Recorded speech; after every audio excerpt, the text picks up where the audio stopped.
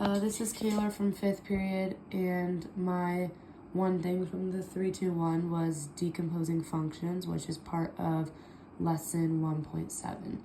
And to decompose a function means to express a function as smaller functions that work together.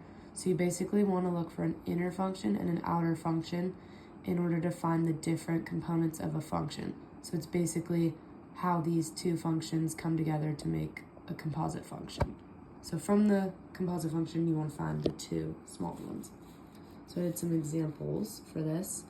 So usually I'll be in some sort of form similar to this. H of x equals f of g of x. So we want to figure out what the outside is, what the outside function is, and what the inside function is. Because when you put the functions together, you would plug in g of x anywhere there is an x for f of x. I don't know if so basically, h of x, if h of x were to equal x plus third to the second power, I would be able to see that the inside could be x plus 3, and then I would figure out what would be substituted on the outside in order to get x plus 3 to the second power, which would just be x to the second power on the outside. And the reason I put x to the second power rather than just an exponent by itself is because otherwise it would be unclear what variable is going on the inside. So another example is h of x equals 1 over x minus 5.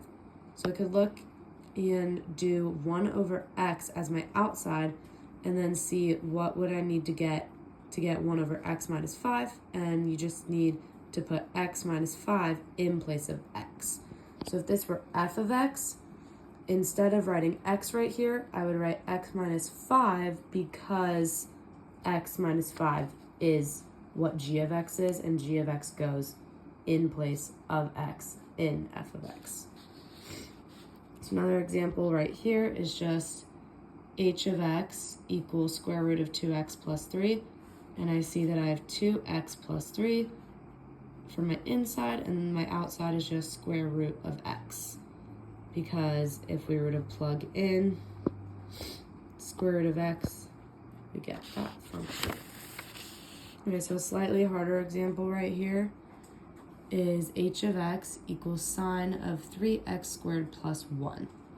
So for this function, for the inside, you could do 3x squared plus 1, and then the outside just becomes sine of x.